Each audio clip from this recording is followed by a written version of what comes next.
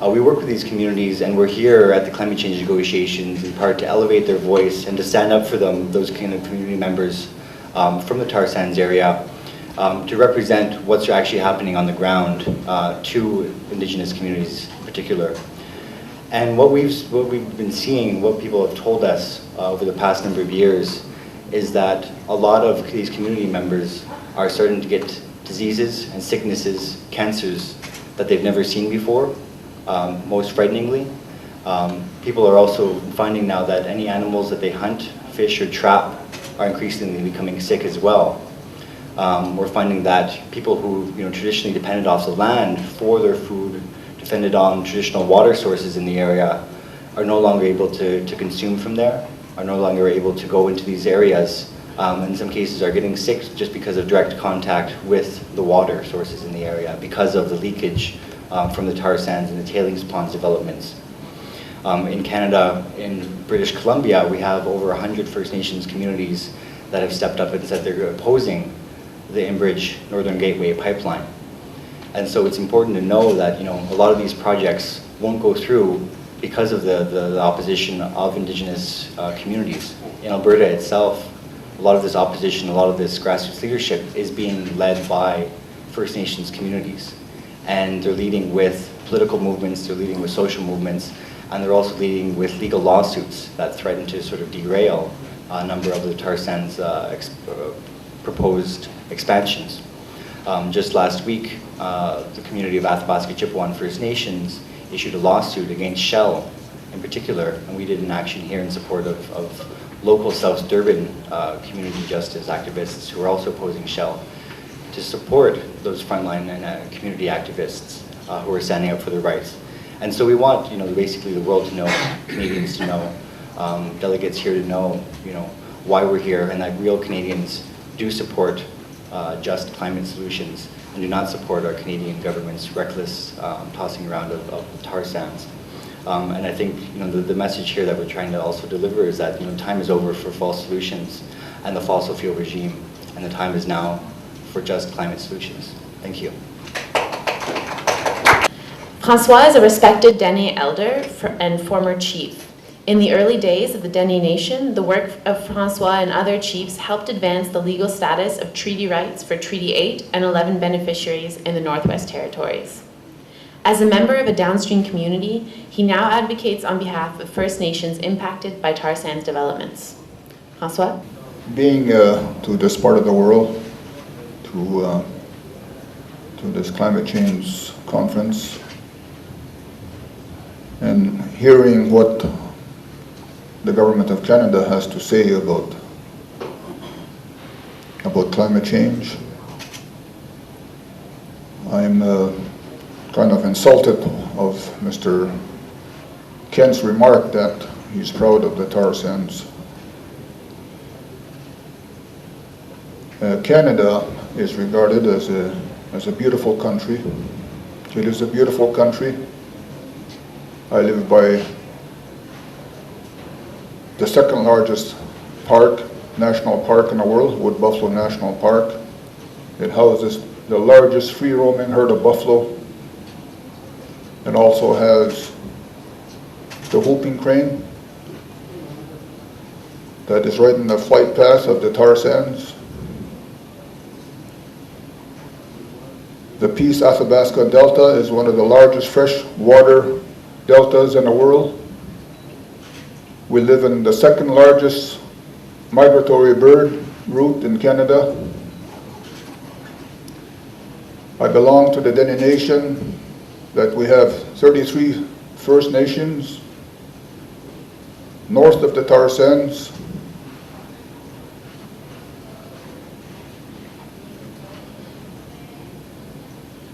This government that's in place right now, Mr. Stephen Harper's government, is doing everything with his government to destroy this natural beauty where the Dene have lived for thousands and thousands of years. Mr. Harper and his government are spending millions and millions of dollars in the United States lobbying in the support of building pipelines through the states, expansion through the BC. The Dene Nation, the people in the north, had numerous of conferences dealing with water. We have called on the government over the years to put a moratorium on the expansion of the Tarsans.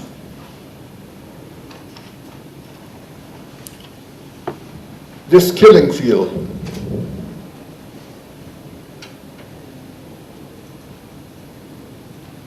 is killing people in Fort Chip. I just want to say that I am the chair of the Stanton Territorial Hospital. We are starting to find that cancer is becoming increasing. We have asked the doctors to do a survey, and stomach cancer is the highest in the north, opposed to what nationally it's the third. So something is happening. The doctors do not want to tell us that it's related to water, but it is related to water.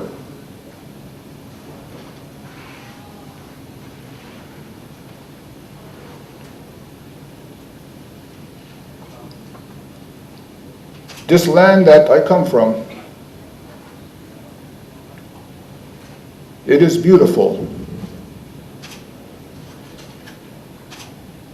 This Wood Buffalo National Park is a land stretching over 17,000 square miles of land. This river that flows to the Arctic Ocean is over 1,000 miles. It touches everybody that lives along the river. The fish that survive in the river. We are 200 miles downstream from the Tarsans, and we are starting to find deformed fish in our territory, in our rivers.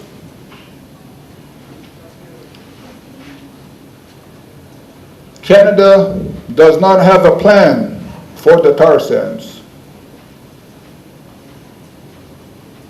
Canada does not have a plan for water. There is no plan for what to do with water. Canada does not have a plan for energy. But yet this government can come here, coming from a democratic country, and not listening to the people.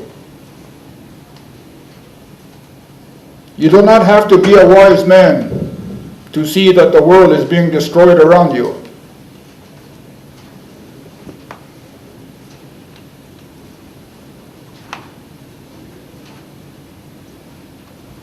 Yes, these people, these two, and more of them,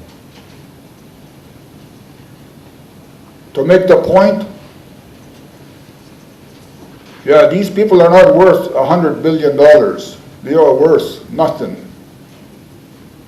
if they continue to destroy the land that belongs to all people in Canada, and particularly the Indigenous people that live in that territory and to survive on the land. The tar sand produces up to a third of the green gas emissions. The woodland caribou are now put on the endangered species list, and they are blaming the wolves.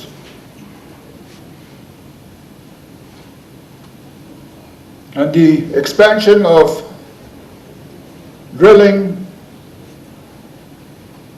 in their territory, the wolves, the caribou cannot handle that.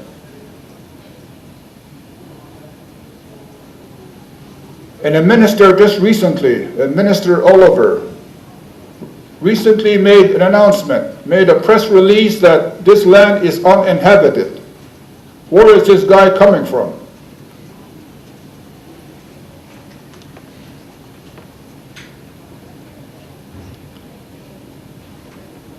I just want to say that I come from Treaty 8 and Treaty 11, the territories. We expand all of the rivers, the watersheds that flows to the Arctic Ocean.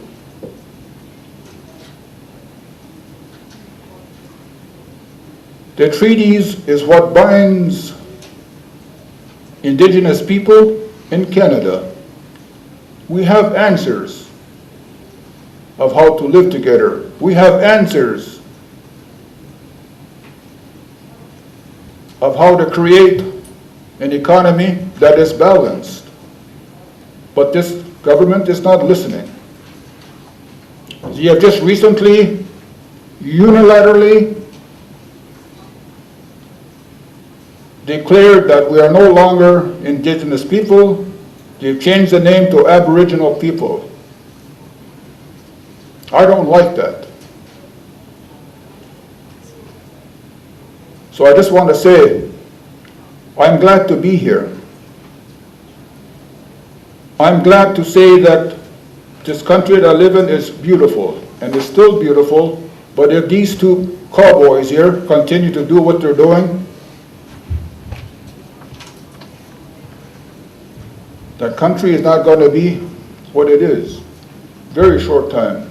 So I just want to thank the organizers for asking me to come here. Masi Cho.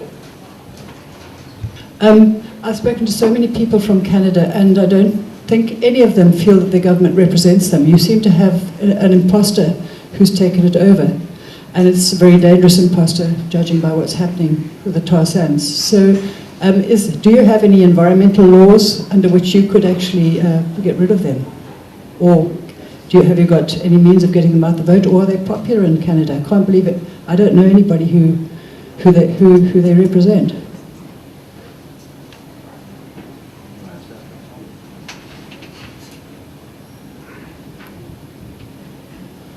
This government, there was a low turnout at the polls.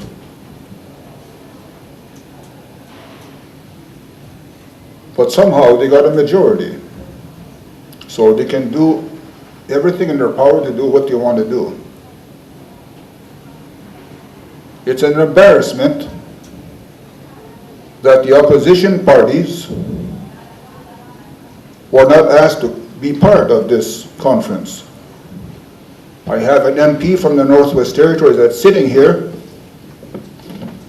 that had to go and seek out another organization to allow him into this conference.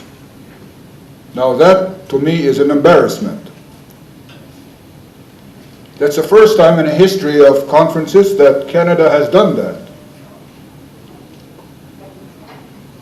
Canada are changing their laws, policies that are dealing with water, with fish, and they're making it easy for industry to come in.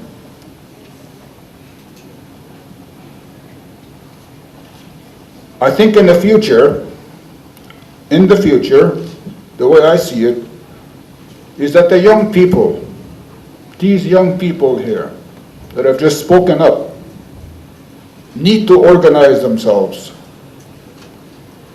so they can be heard, so they can go to the polls and change the direction of where this government is going with climate change and the Tarsans.